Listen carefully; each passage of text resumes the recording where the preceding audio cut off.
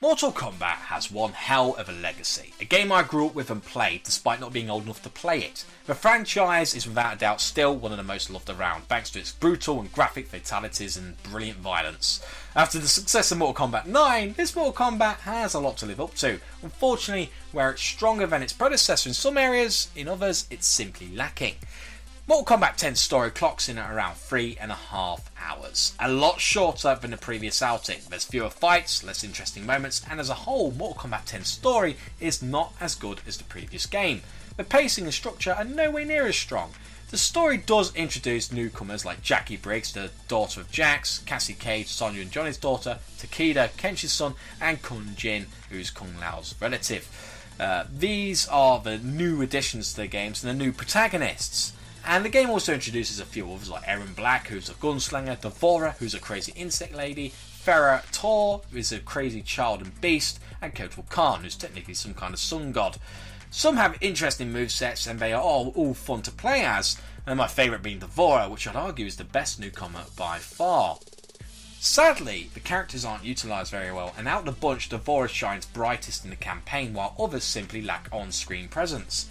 I'd have preferred to see classic characters like Johnny, Sonya and Jax killed off early to give their offspring something meaningful to fight for and a new tournament to conquer, but unfortunately that's not the case, and the story's events are all over the place. Throughout the several quick time events and 2-round fights, the story doesn't really amount to anything, unlike Mortal Kombat 9.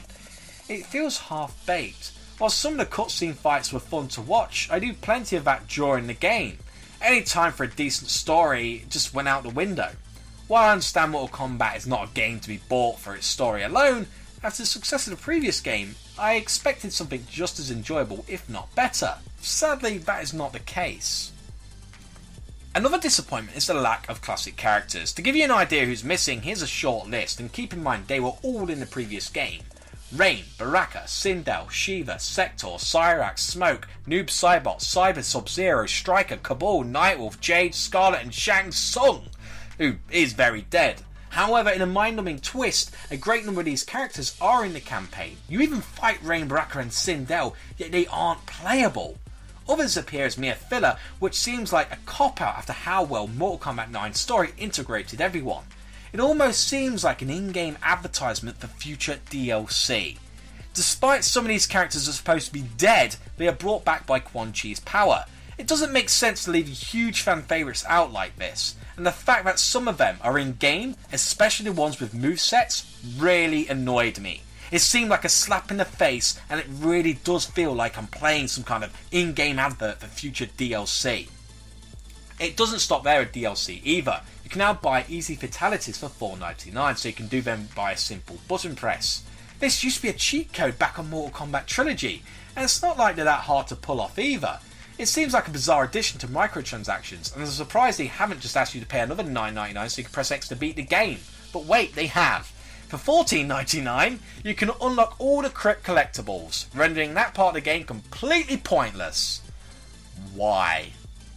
Just why? However, Mortal Kombat 10 is not all bad. The visuals are outstanding and look brilliant, the X-rays and fatalities look amazing and are brutal and comedic in their own right, and each character has a diverse moveset that is simple enough for newcomers to learn and easy for veterans to master. It's an accessible fighter that nearly everyone can play, as long as they've got the stomach for it, because this game is arm-snappingly, eyeball-poppingly, face-slicingly violent. There's also plenty of content on offer too. There's loads of challenge towers to conquer, some rotate hourly, daily and weekly, keeping challenges fresh and interesting. The Crypt is just as fun as ever too. It plays like a mini dungeon crawler and it will keep you coming back to unlock more content, as long as you haven't actually paid to unlock everything. Online is where things get interesting. There's good news and there's bad news. The bad news is that the servers on PS4 are region locked, so don't expect to be playing with friends if they don't live in the same country, which is absolutely crazy. As far as I'm concerned, this is not defensible. The good news is that there is a lot to do here, and I mean a lot to do. There's a great variety of game modes, from King of the Hill, tower battles, team battles and of course classic 1 vs 1. As for gameplay, I found some of the lobbies and players that I challenged to be a bit laggy, and I noticed some input lag also. This could be teething problems at launch, and I hope it will be ironed out eventually. A new feature in Mortal Kombat is called Factions, where you can join one of 5. You can switch at any time, and with each faction you can earn various goodies and even use faction fatalities which are unique to each faction. You can also have faction invasions where you have to fight a special boss or take on a special tower to earn points for your faction. So you can also keep track on who's doing the best and who's generally going to be the master and the victor of the faction battles. You also unlock various new banners which can also boost your XP and coin rate as you win various games as well. Overall, Mortal Kombat excels in visual, sound and things to keep you playing, but sadly there are some things that just disappoint me. While this series does see the return of some of its classic fighters, it still left me wishing that a few other characters were on the roster. As a whole package, Mortal Kombat 10 is a fairly good game. The crypt is great, fatalities and X-rays are always satisfying and there's plenty of content to unlock and play through, but unfortunately the campaign, region lock servers, lack of fan favourite characters and DLC practice hold the game back from being brilliant. If you want a number to sum up the review, it's a 7 out of 10.